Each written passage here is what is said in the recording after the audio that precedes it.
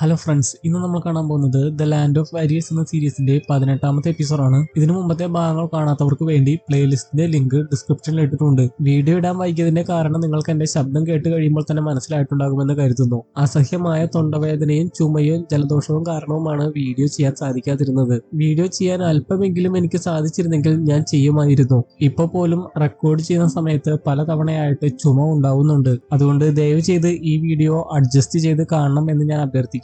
കഴിഞ്ഞ എപ്പിസോഡിന്റെ അവസാനത്തിൽ നമ്മൾ കണ്ടത് ടാങ്ക്സ് ആൻഡ് വൂവിനെയും കൂട്ടി തിരികെ വരും എന്ന് പറയുന്നതാണ്. ഈ എപ്പിസോഡിന്റെ തുടക്കത്തിൽ തന്നെ കാണിക്കുന്നത് വൂവിനെയും എർമിഗിനെയുമാണ്. വൂ ടാങ്ക്സ് ആൻഡ് ബ്ലൂ സിൽവർ പ്ലാന്റിന്റെ ശക്തി ഉപയോഗിച്ച് അവിടെ ഉണ്ടായിരുന്ന മുയൽക്കുട്ടികൾക്ക് വേണ്ടി ഒരു കൂട് ഉണ്ടാക്കി കൊടുക്കുന്നു. അതിനുശേഷം ആ മുയൽക്കുട്ടികളുടെ സംരക്ഷണം ഉറപ്പുവരുത്തുന്നതിന് വേണ്ടി അവയെ എപ്പോഴും നിരീക്ഷിച്ചുകൊണ്ടിരിക്കാൻ വേണ്ടി കുറച്ച് കിളികളെയും നിയോഗിക്കുന്നു. അതെല്ലാം കണ്ട് എർമിങ് പറയുന്നുണ്ട്, ഇത് നല്ല ഐഡിയ ആണ്, ഇതുവഴി കുറെ അപകടങ്ങൾ നമുക്ക് ഒഴിവാക്കാം. എന്നാൽ വൂ പറയുകയാണ്, ഇതേപോലെ കുറെ മൃഗങ്ങളെ നമുക്ക് സംരക്ഷിക്കണം. എല്ലാ സ്ഥലത്തും ഒരേപോലെ അപകടം ഉണ്ടാവുകയാണെങ്കിൽ നമുക്ക് ഒരേ സമയം അവിടെ എല്ലായിടത്തും ചെന്ന് അവരെ പ്രൊട്ടക്ട് ചെയ്യാനാകില്ല. പെട്ടെന്ന് വൂവിന്റെ മനസ്സിലേക്ക് ഒരു ഐഡിയ വരുന്നു. മനുഷ്യരുടെ ലോകത്തായിരുന്ന സമയത്ത് അവിടെ വെച്ച് പഠിച്ച ഐഡിയ ആണ് എന്ന് പറഞ്ഞാണ് എർമിങ്ങിനോട് അതിനെപ്പറ്റി പറയുന്നത്. അത് ചെയ്യേണ്ടത് എർമിങ് ആണ്. എന്ത് കാര്യമാണ് എർമിങ്ങിനോട് വൂ ആവശ്യപ്പെട്ടതെന്ന് കുറച്ച് കഴിയുമ്പോൾ മനസ്സിലാകും. എർമിങ്ങിന്റെ ശക്തി ഉപയോഗിച്ചാണ് അവരുടെ സംരക്ഷണം ഉറപ്പുവരുത്തുന്നതെന്ന് മാത്രം മനസ്സിലാക്കുക.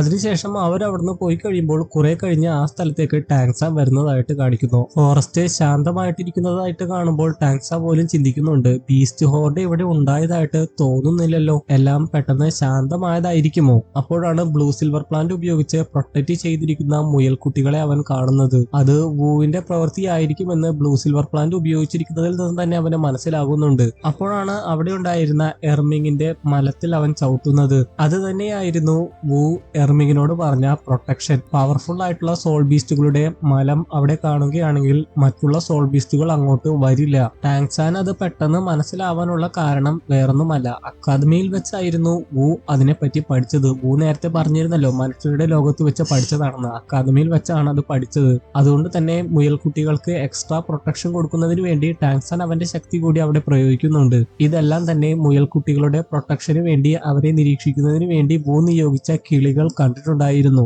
ഒരു കിളി ഇക്കാര്യം വന്ന് വൂവിനെ അറിയിക്കുകയും ചെയ്യുന്നു. അതിന് പ്രകാരം വൂ ആ സ്ഥലത്ത് വന്ന് നോക്കുമ്പോഴാണ് മനസ്സിലാകുന്നത് അത് ചെയ്തിരിക്കുന്നത് ടാങ്ക്സാൻ ആണ്, വേറെ ആരുമല്ല. ടാങ്ക്സാൻ, നീ എന്നെ തേടി വന്നിരിക്കുകയാണോ എന്ന് പറഞ്ഞുകൊണ്ട് വൂ ടാങ്ക്സാനെ തേടി പോകുന്നതായിട്ടും കാണിക്കുന്നു. ടാങ്ക്സാൻ ആകട്ടെ ഇതേ സമയം വൂ ഇതേപോലെ വെച്ചിരിക്കുന്ന മൂന്നാമത്തെ കൂടിന്റെ അടുത്തെത്തി അതിൽ നിന്ന് ഒരു മുയൽക്കുട്ടിയെ എടുത്തിട്ട് ഇങ്ങനെ പറയുകയാണ്, ഇതേപോലെ ബ്ലൂ സിൽവർ പ്ലാന്റ് ഉപയോഗിച്ച് കൂട് ഉണ്ടാക്കണമെങ്കിൽ ഒരുപാട് ശക്തി അവൾ പ്രയോഗിച്ചിട്ടുണ്ടാകുമല്ലോ. ഇനി നീ ടെൻഷൻ അടിക്കേണ്ട, ഞാൻ വന്നില്ലേ, നിന്റെ വർക്ക് ഞാൻ കൂടി ഷെയർ ചെയ്യാം. പിന്നെ കാണിക്കുന്നത് ഷ്രെക്ക് അക്കാദമിയാണ്. അവിടെ യൂഷി മറ്റുള്ളവരോട് പറയുകയാണ്, നിങ്ങളുടെ സോൾ പവർ ഒരുപാട് വർദ്ധിച്ചിട്ടുണ്ട്, പക്ഷേ സോൾ പവർ വർദ്ധിച്ചു കഴിഞ്ഞാൽ ബ്രേക്ക് ത്രൂ ഉണ്ടാക്കുന്നത് ബുദ്ധിമുട്ടായിരിക്കും. റോങ്ങും ഷൂക്കിങ്ങും അപ്പോൾ ചോദിക്കുന്നുണ്ട്, അത് ഞങ്ങൾ മുമ്പ് ഉപയോഗിച്ച ട്രെയിനിങ് ടെക്നിക്ക് കൊണ്ടാണോ എന്ന്. യൂഷി അതിന് ഉത്തരം പറയും മുമ്പേ ഫ്ലാൻഡർ പറയുകയാണ്, നിങ്ങളുടെ പഠിത്തമൊക്കെ കഴിഞ്ഞതാണ്, ഇനിയും പഠിക്കണമെങ്കിൽ ഫീസ് തരേണ്ടി വരും. മുബായ് പറയുകയാണ്, അതിനെന്താ, ഞങ്ങൾ മാഹോങ്ജുണിനെ ഇവിടുത്തെ അധ്യാപകനായിട്ട് വിട്ടു തരികയാണ്, അവൻ ഫ്രീ ആയിട്ട് പഠിപ്പിച്ചോളും.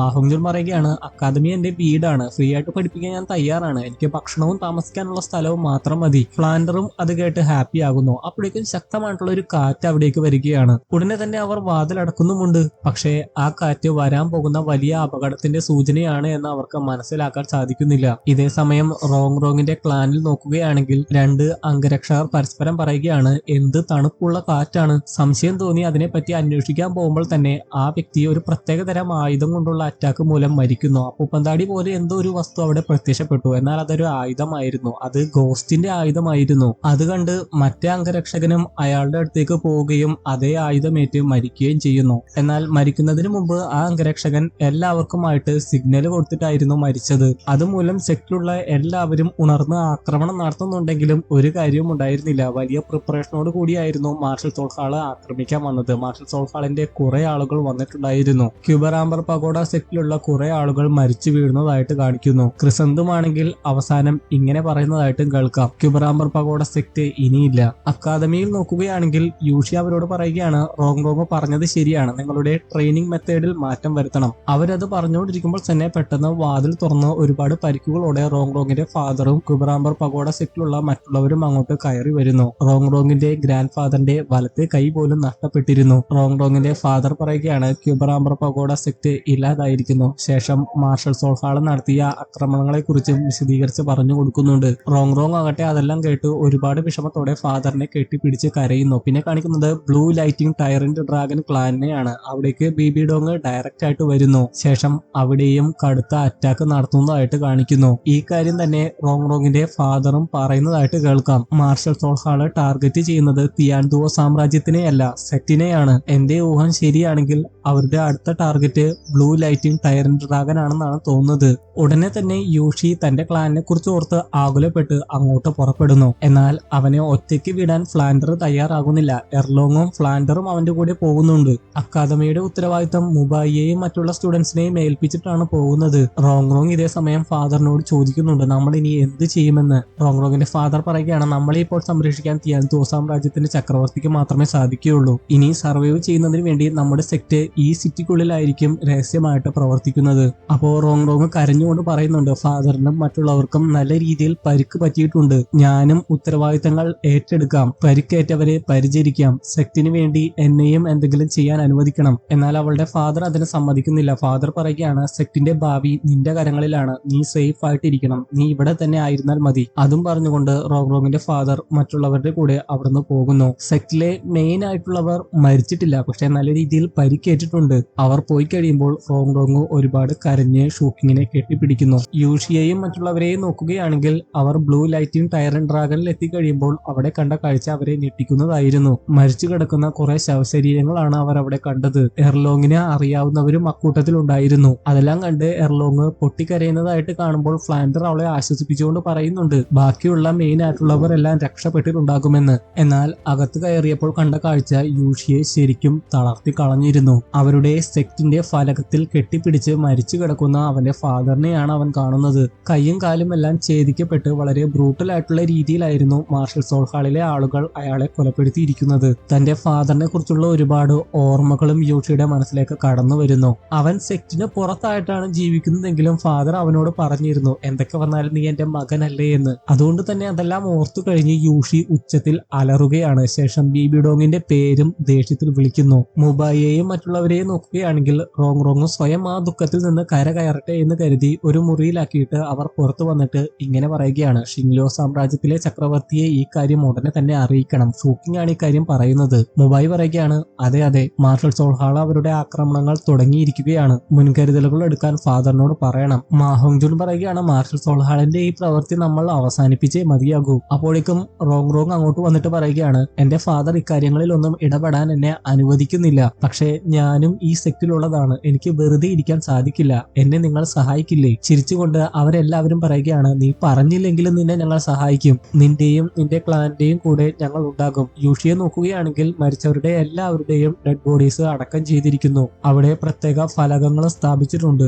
അതിന്റെ മുമ്പിൽ നിന്നുകൊണ്ട് യൂഷി പറയുകയാണ് ഫാദറിനോട് ഇപ്രകാരം പ്രവർത്തിച്ചവരോട് ഞാൻ പ്രതികാരം വീട്ടുക തന്നെ ചെയ്യും. എർലോങ് കരഞ്ഞുകൊണ്ട് പറയുകയാണ് ഇതിനെല്ലാത്തിനും പിന്നിൽ ബിബി ഡോങ് ആണ്. ആദ്യം അവൾ മാർഷൽ സോൾഹാളിന്റെ പഴയ ലീഡറിനെ കൊന്നുകൊണ്ട് കുറെ പ്രശ്നങ്ങൾ ഉണ്ടാക്കി. ഇപ്പോൾ നമ്മുടെ സെക്റ്റിനെ പൂർണ്ണമായിട്ടും ഇല്ലാതാക്കിയിരിക്കുന്നു.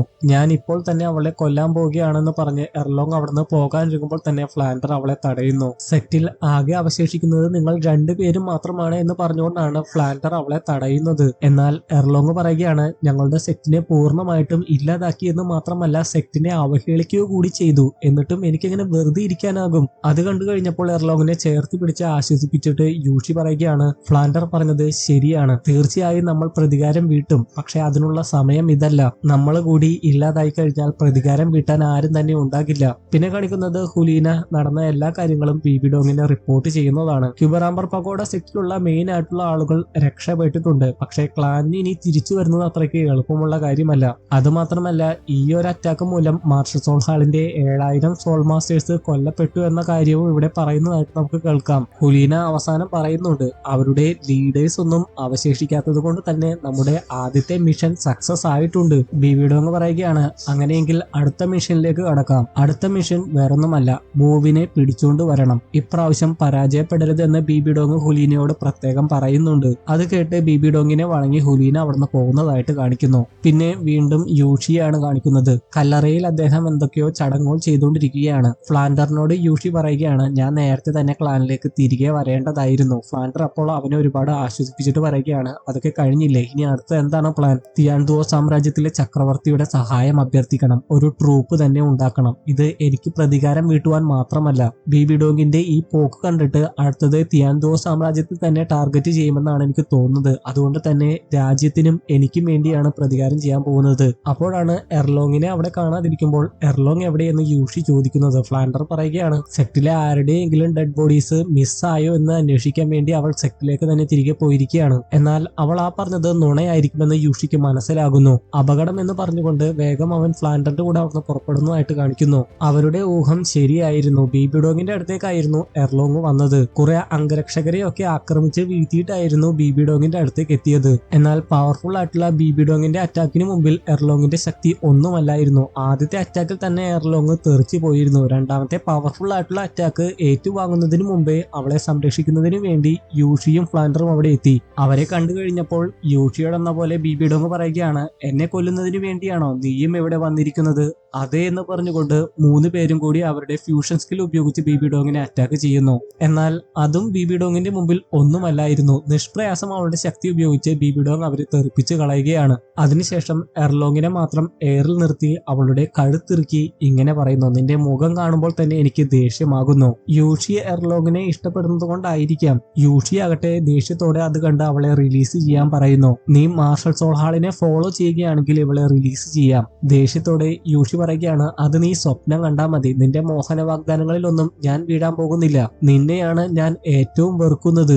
അത് കേട്ട് ബിബിഡോങ് ശരിക്കും തളർന്നു പോകുന്നുണ്ട്. ബിബിഡോങ് പറയുകയാണ് എന്നെയാണ് നീ ഏറ്റവും കൂടുതൽ വെറുക്കുന്നതെന്നോ? നിന്റെ സെക്ട് എത്രമാത്രമാണ് നിന്നെ അവഹേളിച്ചത്. അതുകൊണ്ടാണ് അവരെ ഞാൻ കൊന്നത്. നിനക്ക് വേണ്ടിയാണ് അവരെ കൊന്നത്.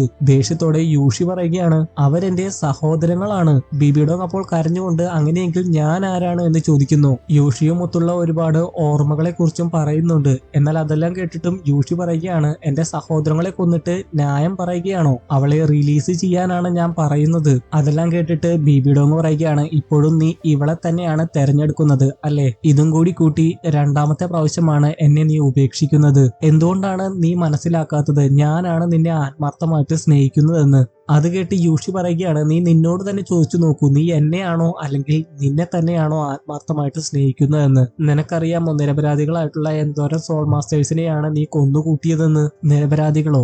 അവരെല്ലാവരും എന്നെ ദ്രോഹിച്ചവരാണ്, എനിക്കെതിരെ നിന്നവരാണ്. ഇതേപോലെ ഒരുപാട് ആളുകളെ ഞാൻ കൊല്ലും. ശേഷം എർലോങ്ങിന്റെയും കഴുത്തിറുക്കുകയാണ്. യൂഷി അത് കണ്ടിട്ട് പറയുകയാണ് എന്നെ എന്ത് വേണമെങ്കിലും ചെയ്തോളൂ, എർലോങ് പാവമാണ്, അവളെ ഒന്നും ചെയ്യരുത്. ബിബിഡോങ് പറയുകയാണ് എർലോങ് നിന്റെ കൂടെ ആയിരിക്കുമ്പോൾ പാവമല്ല. എന്നാൽ ഫ്ലാൻഡർ പെട്ടെന്ന് ഒരു ആക്രമണം നടത്തി എർലോങ്ങിനെ അതിൽ നിന്ന് മോചിപ്പിക്കുന്നുണ്ട്. യൂഷി ആകട്ടെ ഓടിച്ചെന്ന് എർലോങ്ങിനെ പിടിക്കുന്നു. എർലോങ്ങിനെ യൂഷി നല്ലവണ്ണം കെയർ ചെയ്യുന്നത് കണ്ട് ബിബിഡോങ്ങിന് പോലും ഒന്നും ചെയ്യാൻ സാധിക്കുന്നില്ല. ശരിക്കും പറഞ്ഞു കഴിഞ്ഞാൽ ബിബിഡോങ്ങിന് കൊടുക്കാൻ പറ്റിയ ചെറിയൊരു പ്രതികാരം തന്നെയാണ് അതും. ബിബിഡോങ് തന്നെ ഇതേ സമയം ഒരു കാര്യം പറയുന്നുണ്ട്. മാർഷൽ സോൾഹാളിന്റെ അധികാരി ആയതിനു ശേഷം ഒരു പ്രാന്തിയെ പോലെ പ്രത്യേകതരം ജീവിതമാണ് ഞാൻ നയിച്ചുകൊണ്ടിരുന്നത്. അതിന്റെ ഇടയിൽ പോലും നിങ്ങളെ കുറിച്ചുള്ള ഓർമ്മകൾ മാത്രമാണ് എന്നെ ഒരു ഹ്യൂമൻ ആക്കിയത്. അതുകൊണ്ട് നിങ്ങൾ മരിച്ചാലും ഞാൻ മരിച്ചാലും ഒന്നു തന്നെയാണ്. യൂഷി അപ്പോൾ എർലോങ്ങിനെയും എടുത്തുകൊണ്ട് അവിടുന്ന് പോകുന്നതിന് മുമ്പേ പറയുകയാണ് എന്റെ സെക്സിനോട് ചെയ്തതിന് ഞാൻ നിന്നോട് പ്രതികാരം വീട്ടും. നീ എന്നെ കൊല്ലുന്നില്ല എങ്കിൽ നമുക്ക് യുദ്ധക്കളത്തിൽ വെച്ച് കാണാം. പിന്നെ കാണിക്കുന്നത്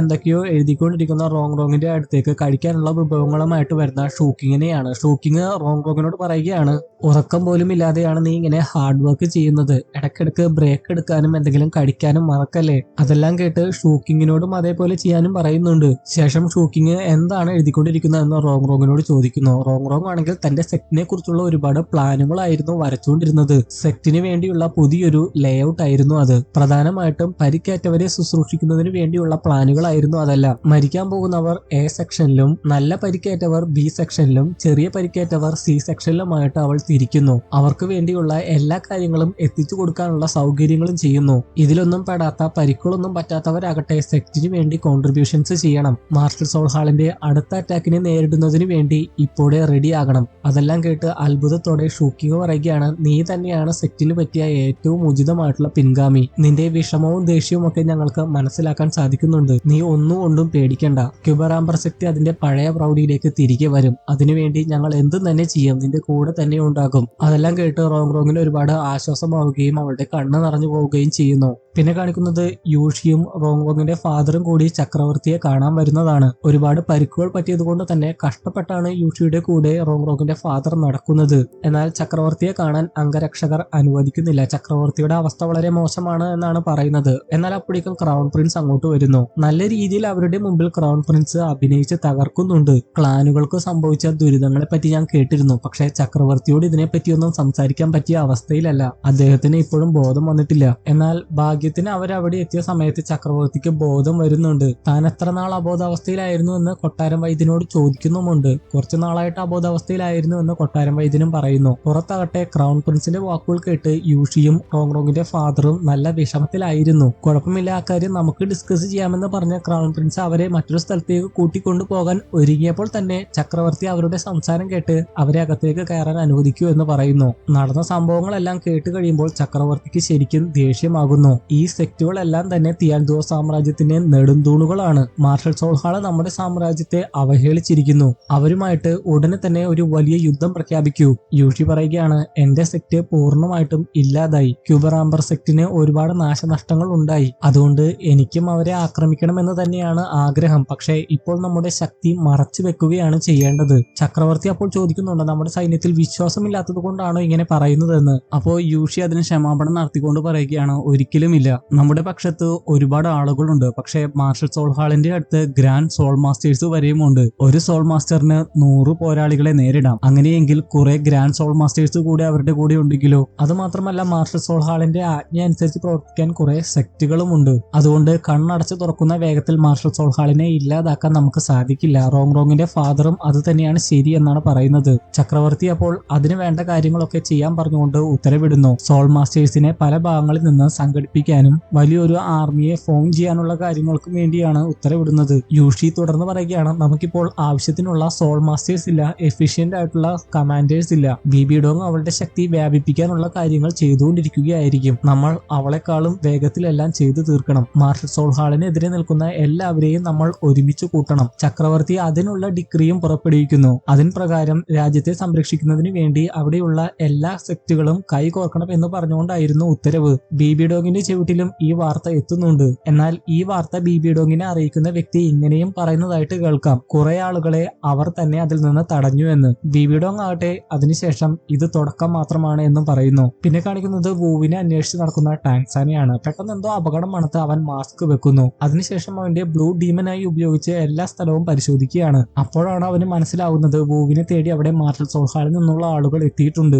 യാൻ ഒരു സോൾ ബീസ്റ്റിനെ കൊല്ലാൻ പോകുമ്പോൾ ഹുലീന അവന്റെ അടുത്ത് വന്നിട്ട് പറയുകയാണ്, ഈ ഒരു മിഷനിൽ നമ്മൾ സോൾ ബീസ്റ്റുകളെ കൊല്ലാനോ സോൾ റിംഗ് ആർജിക്കാനോ പാടില്ല. അതാണ് കർശനമായിട്ടുള്ള നിർദ്ദേശം. ഞാനത് ചെയ്തില്ലെങ്കിലും ഈ മൃഗം മരിക്കുമെന്ന് യാൻ പറയുന്നു. എന്നിട്ടും ഹുലീന അതിന് സമ്മതിക്കുന്നില്ല. അവൾ പറയുകയാണ്, ഈ ഒരു മിഷനിൽ ചെറിയൊരു മിസ്റ്റേക്ക് പോലും വരുത്താൻ പാടില്ല. ശേഷം യാൻ എന്തെങ്കിലും മൺതരം കാണിക്കാതിരിക്കാൻ അവനെ നിരീക്ഷിക്കുന്നതിന് വേണ്ടി ഷിയൂണിനെ ഏൽപ്പിക്കുന്നു. ടാങ്സാൻ ഇതെല്ലാം മനസ്സിലാക്കി അവന്റെ blue silver plant domain use ചെയ്യുന്നു. അതിനുശേഷം വൂവിനോട് എന്ന പോലെ പറയുകയാണ്, വൂ നീ എവിടെയാണ്? മാർഷൽ സോൾ ഹാള് നിന്നെ തേടി ഇവിടെ എത്തിയിട്ടുണ്ട്. നീ സേഫ് ആയിട്ടിരിക്കണം. ഞാൻ ഉടനെ തന്നെ നിന്റെ അടുത്ത് എത്തും. വൂ ആകട്ടെ എർമിങ്ങിനോടും ഡാമിങ്ങിനോടും ഇങ്ങനെ പറയുന്നതായിട്ട് കേൾക്കാം. എപ്പോഴും ഞാൻ അവനെ കണ്ടുപിടിക്കുന്നതിന്റെ ഒരു ചൂട് പുറകിലായിരിക്കും. ഇപ്പോഴും അത് തന്നെയാണ് സംഭവിച്ചത്. ഡാമിങ് പറയുകയാണ്, ഒരുപക്ഷെ നിങ്ങൾ രണ്ടുപേരും ഒന്നാകാൻ വിധിക്കപ്പെട്ടവരല്ലായിരിക്കാം. അപ്പോഴേക്കും ടാങ്സാന്റെ അടയാളം അവിടെ പ്രത്യക്ഷമാകുന്നു. വൂവിനോട് സേഫ് ആയിട്ട് ഇരിക്കാൻ പറഞ്ഞുകൊണ്ടുള്ള ടാങ്സാന്റെ സന്ദേശമായിരുന്നു അത്. പക്ഷേ ഡാമിങ്ങിന് അത് മനസ്സിലാക്കാൻ സാധിക്കാതെ ഡാമിങ് അറ്റാക്ക് ചെയ്യുന്നു. ഡാമിങ്ങിന് മാത്രമല്ല എർമിങ്ങിനും അത് ടാങ്സാന്റെ ശക്തിയാണെന്ന് മനസ്സിലായില്ല. ബ്ലൂ സിൽവർ പ്ലാന്റിന് സമാനമായിട്ടുള്ള ഒരു അടയാളമായിരുന്നു അത്. എന്നിട്ടും എന്തുകൊണ്ടാണ് അവർക്കത് മനസ്സിലാവാതിരുന്നത് എന്ന് എനിക്ക് മനസ്സിലാവുന്നില്ല.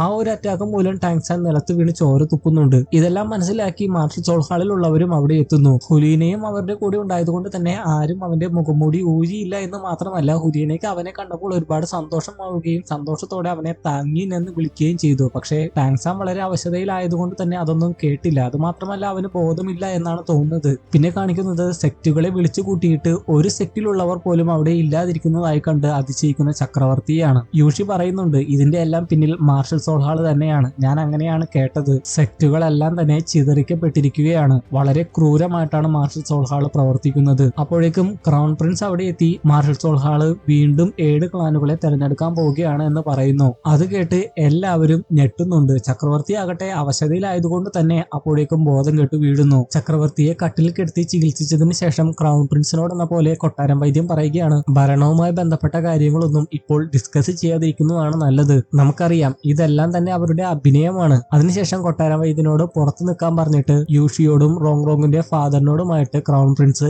ഇങ്ങനെ പറയുകയാണ് നിങ്ങൾക്ക് ഒരു രഹസ്യം അറിയാമോ? നമ്മുടെ കൊട്ടാരത്തിൽ ആരോ നുഴഞ്ഞു കയറി ചക്രവർത്തിയുടെ ശരീരത്തിൽ വിഷം പ്രവേശിപ്പിച്ചു. ഇവിടെയുള്ള കൊട്ടാരം വൈദ്യന്റെ ചികിത്സ മൂലമാണ് ജീവൻ പിടിച്ചു നിർത്തുന്നത് തന്നെ. എന്നിട്ടും ഇതൊന്നും ആരും അറിയാതിരുന്നത് എന്താണെന്ന് ചോദിക്കുമ്പോൾ ക്രൗൺ പ്രിൻസ് പറയുകയാണ് ചക്രവർത്തി തന്നെയാണ് ഇത് ആരോടും പറയരുത് എന്ന് ഉത്തരവിട്ടത്. അത് നമ്മുടെ സാമ്രാജ്യത്തിന് തന്നെ നാണക്കേടായിരിക്കും. റോങ്ങിന്റെ ഫാദറും ഒരു വൈദ്യനായതുകൊണ്ട് തന്നെ ഞാനും ഒന്ന് ചെക്ക് ചെയ്ത് നോക്കിക്കോട്ടെ എന്ന് പറയുന്നു. ക്രൗൺ പ്രിൻസ് ആകട്ടെ വലിയ കാര്യത്തോടെ അതിന് അനുവാദം നൽകുകയും ചെയ്യുന്നു. പരിശോധിച്ചു കഴിഞ്ഞിട്ട് റോങ്ങിന്റെ ഫാദർ പറയുകയാണ് മസിൽസുകളിലേക്കും വിഷം പ്രവേശിച്ചിട്ടുണ്ട്. ഇത് ചെയ്തത് ആരാണെങ്കിലും ഒരു പ്രാവശ്യമല്ല പല പ്രാവശ്യമായിട്ടാണ് ഇത് ചെയ്തിരിക്കുന്നത്. യൂഷി ക്രൗൺ പ്രിൻസിനോട് പറയുകയാണ് ഇത്രയ്ക്കും ധൈര്യം കാണിച്ച അവനെ എന്തായാലും പിടിക്കണം. സംശയമുള്ള എല്ലാവരെയും ചോദ്യം ചെയ്യണം. എന്നാൽ ക്രൗൺ പ്രിൻസ് അതിന് ഉത്തരം പറയുന്നതിന് മുമ്പേ ചക്രവർത്തിക്ക് ബോധവും വരുന്നു. ചക്രവർത്തി യൂഷിയെ അടുത്ത് വിളിച്ചിട്ട് ടൈഗർ ടാലി എന്ന പേരുള്ള പ്രത്യേക വസ്തു യൂഷിക്ക് കൊടുക്കാൻ ഒരുങ്ങുന്നു. ഇതുപയോഗിച്ച് തിയാൻഡുവോ സാമ്രാജ്യത്തിലെ സോൾ മാസ്റ്റേഴ്സിന്റെ ലീജിയനോട് കമാൻഡ് ചെയ്യാൻ സാധിക്കും. അതായത് ഈ വസ്തു ആരുടെ കരങ്ങളിലാണോ ഉള്ളത് അതുപയോഗിച്ച് സോൾ മാസ്റ്റേഴ്സിന്റെ വലിയൊരു ഗ്രൂപ്പിന് തന്നെ ഉത്തരവ് കൊടുക്കാൻ സാധിക്കും. എന്നാൽ അത് കണ്ട് യൂഷി ചക്രവർത്തിയോട് തിടുക്കം കാണിക്കണോ എന്ന് ചോദിക്കുന്നുണ്ട്. ക്രൗൺ പ്രിൻസിനും അത് തന്നെയായിരുന്നു വേണ്ടത്. ഒരു കാരണവശാലും അത് യൂഷിയുടെ കരങ്ങളിൽ എത്തരുത്. അതുകൊണ്ട് തന്നെ ഫാദറിനോട് അത് വേണോ എന്ന് ചോദിച്ച് ഫാദറിനെ തടയാനൊക്കെ ശ്രമിക്കുന്നുണ്ട് കുറെ കാര്യങ്ങളൊക്കെ പറഞ്ഞ്. പക്ഷേ എന്നിട്ടും അവസാനം ചക്രവർത്തി അത് യൂഷിക്ക് തന്നെ കൊടുക്കാൻ തീരുമാനിക്കുന്നു. ചക്രവർത്തിയുടെ അവസ്ഥ മനസ്സിലായി കഴിയുമ്പോൾ യൂഷിയും അത് വാങ്ങാൻ തയ്യാറാകുന്നു. ശേഷം ചക്രവർത്തി അവരോട് പറയുകയാണ് ക്രൗൺ പ്രിൻസ് ചെറുപ്പമാണ്, നിങ്ങൾ അവനെ സഹായിക്കണം. ക്രൗൺ പ്രിൻസിനോട് പറയുകയാണ് എന്ത് തീരുമാനം എടുക്കുന്നതിന് മുമ്പും ഇവരോട് കൂടി ആലോചിക്കണം. ക്രൗൺ പ്രിൻസ് ശരിക്കും ട്രാപ്പിലായി. അവനൊന്നും ചെയ്യാൻ പറ്റാത്ത അവസ്ഥയായി പോയി. എന്നിട്ടും വിട്ടുകൊടുക്കാൻ ക്രൗൺ പ്രിൻസ് തയ്യാറായില്ല. പുറത്തേക്ക് ഇറങ്ങി കഴിയുമ്പോൾ അവരെ ഫോളോ ചെയ്ത് ക്രൗൺ പ്രിൻസ് പറയുകയാണ് മാർഷൽ സോൾഹാൾ പുതിയ 7 ക്ലാനുകളെ തെരഞ്ഞെടുക്കാൻ പോവുകയാണ്. തീർച്ചയായും ഭാവിയിൽ മാർഷൽ സോൾഹാളിനെ നമ്മൾ നേരിടും. ഈ ടൈഗർ ടാലി ഉപയോഗിച്ച് നിങ്ങൾക്ക് വലിയ എക്സ്പീരിയൻസ് ഒന്നുമില്ല. ഇതിന്റെ ഉത്തരവാദിത്തം മുഴുവനും നിങ്ങൾ ഏറ്റെടുക്കാൻ ഞാൻ ആഗ്രഹിക്കുന്നില്ല. അത് ഞങ്ങൾക്കൊരു നാണക്കേടാണ്. എന്നാൽ അത് കേട്ട് യൂഷി പറഞ്ഞത് അതൊന്നും കുഴപ്പമില്ല, ഈ ഉത്തരവാദിത്തം നല്ലവണ്ണം ഞാൻ നിർവഹിച്ചോളാം എന്നാണ്. അല്ല അത് അങ്ങനെയല്ല ഞാൻ ഉദ്ദേശിച്ചത്. നിങ്ങൾ നല്ല രീതിയിൽ പൊക്കോണ്ടിരിക്കുന്ന ഒരു അക്കാദമി നടത്തിക്കൊണ്ടു പോകുന്നു. ഇപ്പോഴിതാ ഇമ്പീരിയൽ ചാപ്ലൻ എന്ന പദവി കൂടി കിട്ടിയിരിക്കുന്നു. ഇത് രണ്ടു കൂടി മാനേജ് ചെയ്യുന്നത് ബുദ്ധിമുട്ടായിരിക്കും. അതുകൊണ്ട് ഞാനൊരു ഐഡിയ പറയാം, നിങ്ങളുടെ അസിസ്റ്റന്റ് ആയിട്ട് വരാം. റോങ്ങിന്റെ ഫാദർ അപ്പോൾ ചോദിക്കുന്നുണ്ട് ഇത് രാജകൽപ്പനയ്ക്ക് എതിരല്ലേ, രാജാവിന്റെ അഭിപ്രായം ഒന്ന് ചോദിച്ചാലോ? അതിന്റെ ഒന്നും ആവശ്യമില്ല, ഇതൊക്കെ ചെറിയ കാര്യമല്ലേ. യൂഷി ആകട്ടെ അവസാനം അതിനെ സമ്മതിക്കുന്നു. ഇതിനെക്കുറിച്ചൊക്കെ ചെറിയ നോളജ് ഉള്ള ഒരാൾ കൂടിയുള്ളത് നല്ലതാണ് എന്ന് പറഞ്ഞുകൊണ്ടാണ് യൂഷി അതിന് സമ്മതിക്കുന്നത്. സോൾ മാസ്റ്റേഴ്സ് ലീജിയന്റെ ആ വലിയ ആർമി വരാൻ പോകുന്നത് ഷ്രെക്ക് അക്കാദമിയിലേക്കായിരിക്കും എന്ന് കൂടി പറഞ്ഞുകൊണ്ടാണ് യൂഷി അവിടെ നിന്ന് പോകുന്നത്. അവർ പോകുന്നത് ദേഷ്യത്തോടെ നോക്കി നിന്നുകൊണ്ട് ക്രൗൺ പ്രിൻസ് മുഷ്ടിയും ചുരുട്ടുന്നുണ്ട്. ഇതെല്ലാം തന്നെ പുറകിൽ നിന്നുകൊണ്ട് ദൂഗുബോയും നിരീക്ഷിക്കുന്നതായിട്ട് കാണിക്കുന്നു. ഇതോടെ ഈ എപ്പിസോഡും ഇവിടെ കഴിഞ്ഞിരിക്കുകയാണ്. ഇന്നത്തെ വീഡിയോ ഇഷ്ടപ്പെട്ടെങ്കിൽ തീർച്ചയായും ലൈക്ക് ചെയ്യാൻ മറക്കരുത്. അടുത്ത വീഡിയോയുമായി നമ്മൾ ഉടനെ തന്നെ കാണും. അതുവരെ ഗുഡ് ബൈ.